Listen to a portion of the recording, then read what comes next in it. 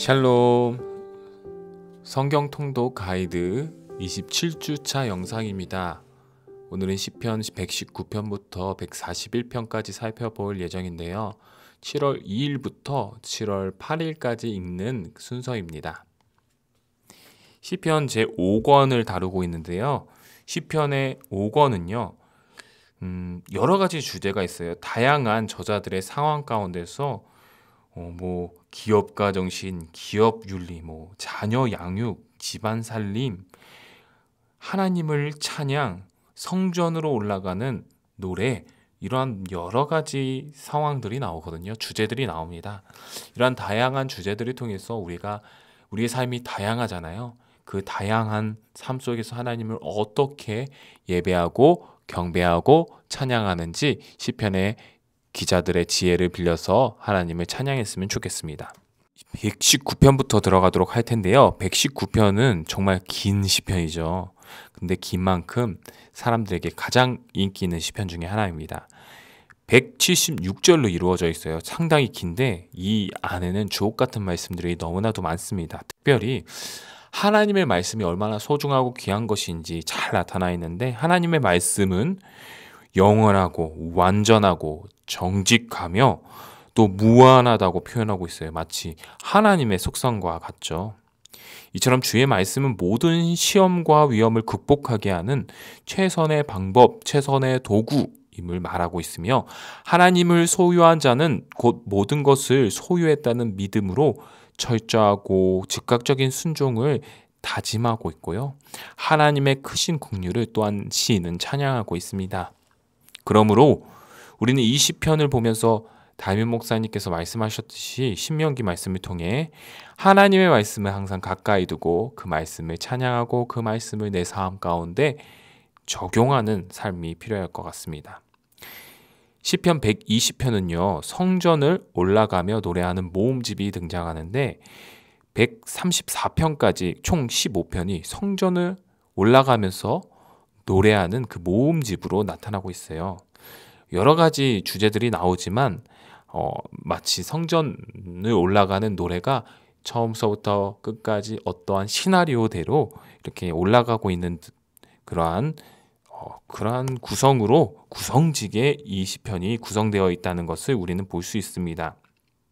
특별히 이 120편은요, 화평을 원하는 시인인데요, 거짓된 입술과 속이는 혀로 인하여 고통받고 있습니다. 그러나 이 상황 가운데서도 하나님께서 나의 생명을 건져줄 것을 간구하고 있고요. 특별히 이 시편에서 시인이 살고 있던 땅은요, 메섹과 게달의 장막이라는 표현이 나오는데, 이것은 이방인의 땅을 가리킵니다. 시인은 그곳에 살면서, 이방 땅에 살면서 이방인들에게 괴롭힘을 당하고 소외감으로 매일을 보내고 있지만, 오직 하나님만을 의지하며 자신의 분노를 하나님께 기도로 표출하는 모습을 우리에게 보여주고 있어요.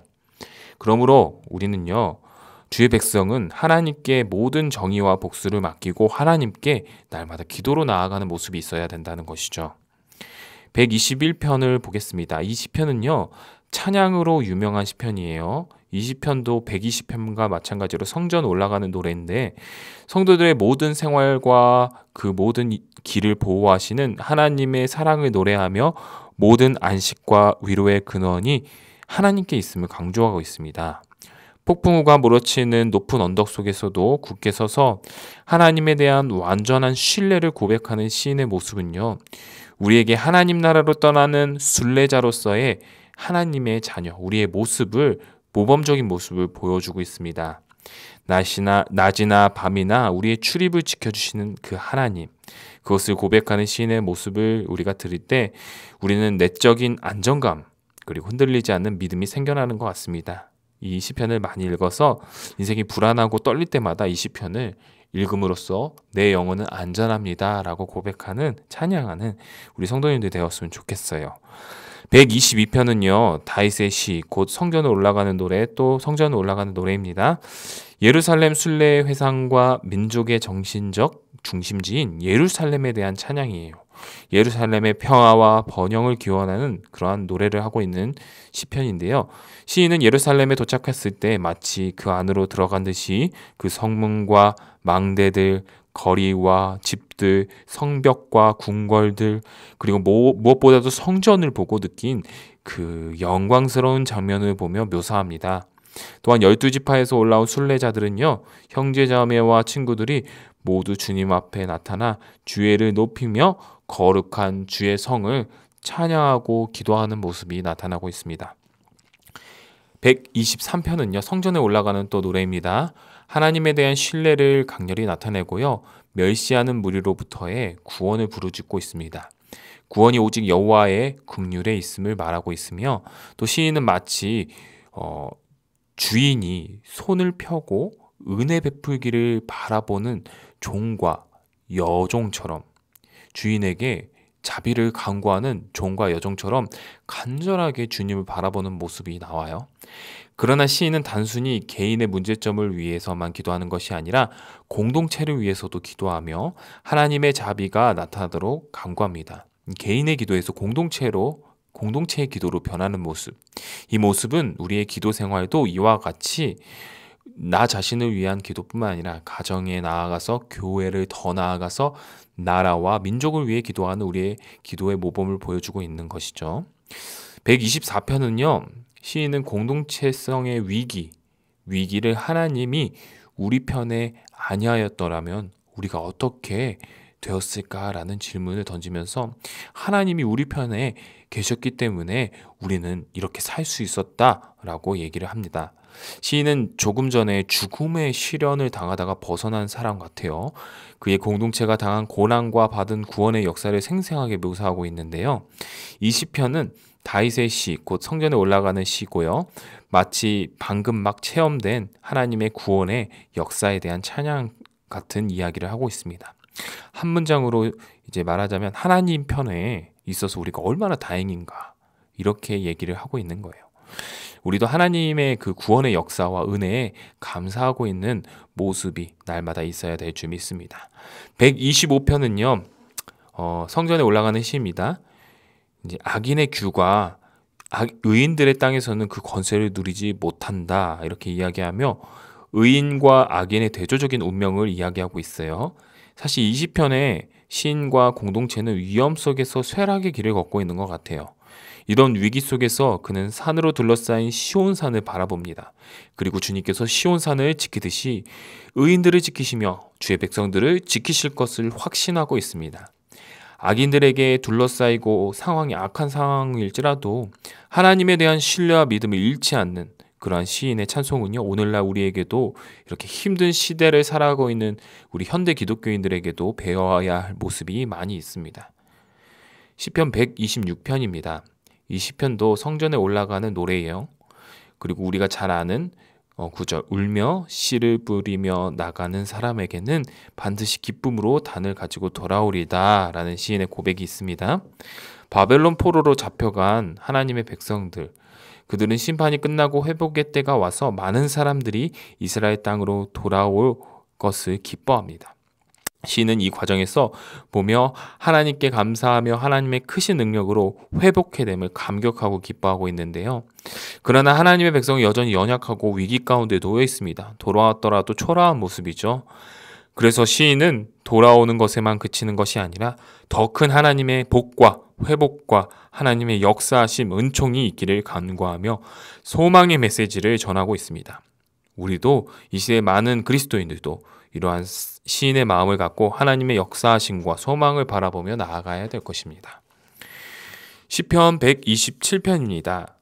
이제 솔로몬의 시인데, 시편은 이제 인생사의 가장 중요한 집과 안정과 가족을 돌보고 세우는 일에 대해서 이제 지혜의 빛을 던져주는 시편이 바로 이 시편인데요. 시인은 노동의 헛됨을 말하지만 그 뜻은 이제 하나님께서 함께 하셔야만 우리의 노동이 값어치가 있고 복될 것임을 깨우쳐주고 있는 것입니다.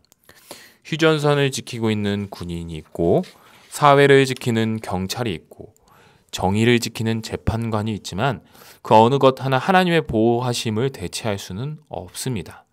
우리는 모두 하나님의 보호와 보살핌으로 그 하나님의 보호하심이 필요로 하는 인생이기에 우리는 날마다 하나님의 보호하심을 간구하고 믿고 의지하며 기도해야 합니다. 특별히 본문 2절에 나타난 하나님께서 사랑하시는 자에게 잠을 주신다는 재미있는 표현이 나오는데요. 이는 하나님을 믿고 신뢰하며 하나님의 보호하심 속에 있어야만 우리가 단잠을 잘 수 있다는 것을 표현하고 있습니다. 128편은요. 본 시편은 성전에 올라가는 시입니다. 이제 가와 만사성이라는 한자어가 있죠. 가정의 축복에 대해서 이야기를 하고 있는데요. 시인은 여호와를 경외하는 자가 받을 수 있는 가장 큰 복, 개인과 가정, 교회적, 이 가정의 축복이라고 얘기하면서 여호와를 경외하라 이렇게 얘기하고 있습니다. 가정을 넘어 더 큰 사회적, 영적 공동체가 되기 위해서는 이제 가정이 회복되어야 되며 시온과 예루살렘과 이스라엘의 축복, 하나님의 나라는 이 건강한 가정 위에 기초하고 있다는 것을 우리에게 알려주고 있습니다. 이 시대도 마찬가지입니다. 건강한 가정 위에 건강한 교회가 설 수 있죠. 그러한 것들을 우리가 명심하며 이 시편을 읽었으면 좋겠습니다. 시편 129편입니다. 역시 성전에 올라가는 노래인데요. 바벨론 포로 귀환 후 과거를 회상하며 지은 시로 여겨집니다.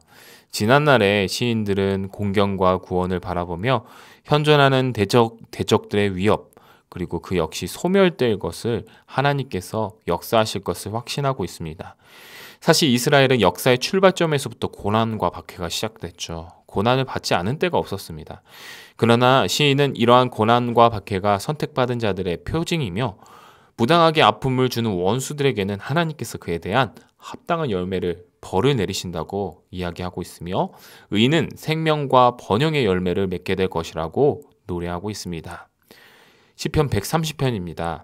이 시편도 성전에 올라가는 노래입니다. 하나님과 더불어 교제하는 축복을 맛보기 위해서는 먼저 그분과 자신 사이를 가로막고 있는 죄의 벽을 허물어야 됩니다. 그리고 그 일은 그분의 전권에 속한 것이기 때문에 우리는 다만 그분께 엎드려 회개하고 긍휼을 구할 수밖에 없는 존재임을 밝히고 있는 것이죠. 이 시편은 많은 성경학자들과 종교 개혁자들에게 정말 위로를 주고 변화를 준 말씀입니다. 시인이 고백하는 하나님께서 주시는 영원한 희망과 위로의 메시지, 이 메시지는 지금 현대인 그리스도인에게도 많은 영혼들을 변화시키는 원동력이 될 줄 믿습니다. 131편입니다. 다윗의 시이고 또 성전에 올라가는 노래입니다. 시인은 심장이 터지도록 숨을 가쁘게 쉬면서 세계 최고의 산을 정복하고야 말겠다는 이 등산가의 모습과 또 대조적으로 어머니의 품 안에서 말로 표현할 수 없는 안식과 기쁨을 누리는 젖된 아이의 모습을 이렇게 비교해가며 설명하고 있는데요. 태산을 정복하는 기쁨보다는요, 하나님 아버지의 사랑 속에 있는 어머니 품 속에 있는 젖된 아이처럼 편안하고 기뻐하는 모습이 훨씬 더 낫다는 것이죠. 무엇을 크게 이루고 성공하고 우리가 어떤 큰 부흥을 이루는 것보다 하나님과의 관계의 친밀함이 얼마나 더 소중한가 깨우쳐주는 시편인 것 같습니다. 132편은요. 성전에 올라가는 시입니다. 시인은 법궤를 안치한 다윗의 성전에 대한 열심과 서원, 성전 건축, 그리고 법궤를 이전했던 그 다윗에게 베푸신 언약의 그 모습들을 상기시키고 있어요. 이 시편은 구약에서 가장 중요하게 다루는 이제 다윗 언약, 또 시온의 성전, 예배죠. 이 두 개 주제, 언약과 예배의 주제를 다루며 하나님의 은총을 다루고 있어요. 시인은 다윗이 하나님 앞에서 춤을 추며 법궤를 처음으로 예루살렘에 안치하던 그 행적의 감격을 재현하면서 이렇게 다윗 언약과 성전 예배를 강조하며 장차 올 메시아께서 이 시온의 영광을 회복시킨다는 것을 기대하고 있는 모습을 우리에게 보여주고 있습니다. 다음은 133편입니다. 이 다윗의 시고 또 성전을 올라가는 노래입니다. 한 폭의 그림처럼 본 시편은 더불어 함께 사는 공동체의 아름다움을 노래하고 있는데요. 형제가 연합하여 동거하며 어찌 그리 선하고 아름다운고 하면서 이 보배로운 기름이 수염 곧 아론의 수염에 흘러서 그의 옷깃까지 내린 같고 헐몬의 이슬이 시온의 산들에 내린 같도다. 거기서 여호와께서 복을 명령하셨으니 영생이로다 라고 찬양하고 있는데요. 이 시편을 통해 우리가 얻을 수 있는 교훈은 신약 백성인 우리도 교회라는 공동체가 있죠. 이 예수 그리스도로 모이는 예배 교회 공동체 속에서 주님의 은총과 축복을 맛볼 수 있어야 된다는 것을 말하고 있는 것 같습니다. 시편 134편입니다. 120편부터 시작된 성전을 올라가는 노래는요, 이제 여기 134편에서 막을 내리게 됩니다. 134편은 순례자들을 대적하고 있는 그러한 사람들의 조롱과 멸시와 핍박을 이기고 이제 행복한 만족과 형통함을 맛보고 있는 모습을 나오는데요. 그들은 그동안 먼 길을 걸어왔습니다. 시인은 이제 순례자들은 성전을 올라가는 사람들은 먼 길을 걸어왔는데요. 이제 예루살렘에서 비로소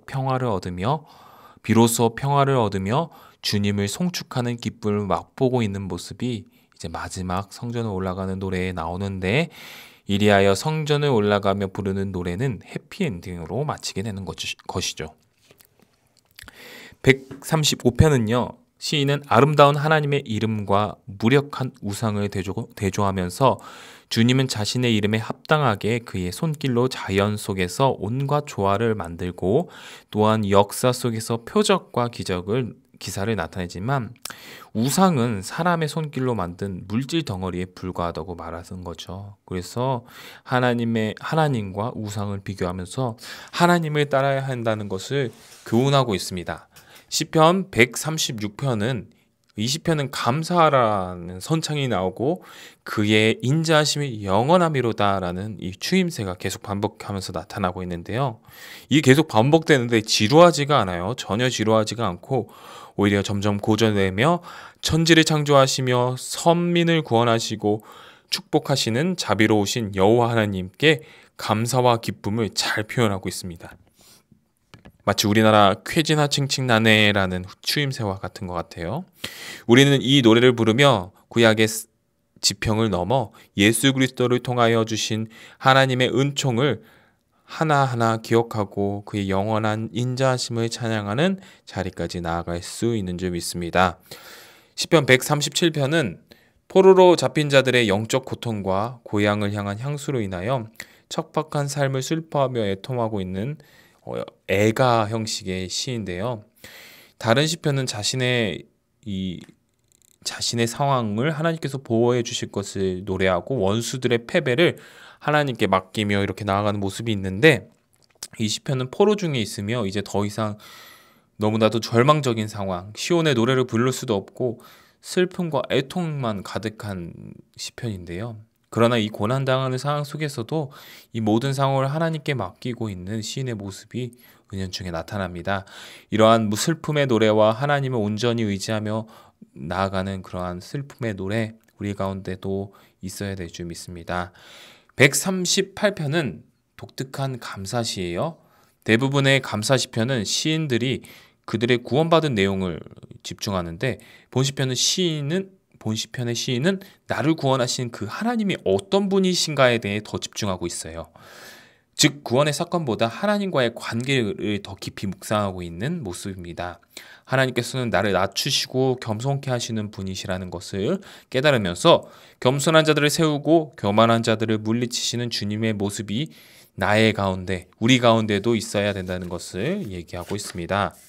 시편 139편은요. 이 시편은 시인의 일거수일투족 마음속에 모든 생각나는 그것까지도 다 아시는 하나님의 전지전능하심에 대해서 밝히고 있습니다.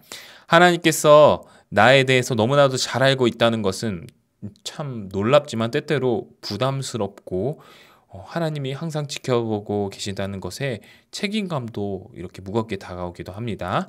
그러나 이 모든 것은 하나님께서 나에게 어떤 상황 속에서도 악에 타협하지 않고 죄랑 타협하지 않고 오직 사랑하시는 하나님의 뜻에 순종하며 살라는 그러한 교훈이 시인을 통해서 우리에게 전달되고 있는 것 같습니다. 시편 140편은요. 시인은 고난당하는 자, 궁핍당하는 자, 의인, 정직한 자로 묘사하면서 자신을 죽이려는 원수들에 대한 고발과 중상모략을 하나님께 기도로서 맡기는 모습을 보여주고 있습니다. 그는 기도 가운데 거룩한 용사가 되어 머리에 투구를 쓰고 싸우며 믿음 가운데 진리가 승리할 것임을 확신하죠. 진리를 소유한 자의 모범적인 모습이며 시편을 통해 이 모습을 우리에게 가르쳐주고 있는 것 같습니다. 마지막으로 141편입니다. 시편 141편. 이 시편은 주님의 도우심을 얻기 위해 성전으로 나아가는 제사장들의 모습이 표현되는데요. 오랜 세월 친구인 줄로만 알았던 그 교제하던 사람들이 사실은 악인이었고 그들의 유혹이 너무나도 많았지만 하나님께서 이를 깨닫게 해주셨다는 것을 고백하는데요. 그리하여 하나님께 자신의 실수를 고백하고 용서함을 구하고 거짓과 타협, 유혹에 빠지지 않도록 하나님께 간절히 기도하고 있는 모습이 나옵니다. 우리도 마찬가지인 것 같아요. 지금은 핍박과 그러한 고난보다는 세상의 유혹과 타협이 더 많은 것 같아요. 그러한 세상의 유혹과 타협, 자기 합리화에 빠지지 않고 우리의 신앙을 해치는 그러한 요소들을 배격하고 날마다 우리는 성령님을 의지하여 이러한 유혹으로부터 벗어날 수 있도록 기도로 힘써야 된다는 것을 이 시편은 알려주고 있습니다. 이제 시편이 맞춰가고 있어요. 이제 50편까지 있는데 9편이 남았습니다. 이렇게 시편은 인생의 다양한 상황 가운데서 저자들이 하나님을 어떻게 찬양하고 기도했는지, 어떤 마음과 자세로 신앙생활을 하였는지 우리에게 신앙의 모범을 보여주고 있어요. 시편을 통해서 날마다 주님의 도우심을 구하는, 그리고 모든 상황의 유혹과 죄악으로부터 하나님의 구원하심을 날마다 체험하며 나아가는 우리 연희교회 모든 성도님들 되시기를 주님의 이름으로 간절히 소망합니다. 기도하겠습니다. 하나님, 성경 하나님의 말씀을 읽음을 통해 하나님, 우리뿐만 아니라 많은 시편의 저자들이 다양한 상황 가운데서도 하나님을 찬양하고 하나님을 믿고 신뢰했던 모습들을 살펴보았습니다. 우리도 성경 말씀을 통해 우리의 주님, 전능하신 하나님을 더욱더 믿고 의지하는 우리의 모습이 될 수 있도록, 우리의 신앙과 믿음을 지켜나가는 우리 가정이 될 수 있도록, 우리 연희교회 될 수 있도록 주님 인도하여 주시옵소서. 주님께서 함께하여 주실 것을 믿사오며 예수님의 이름으로 기도드립니다. 아멘.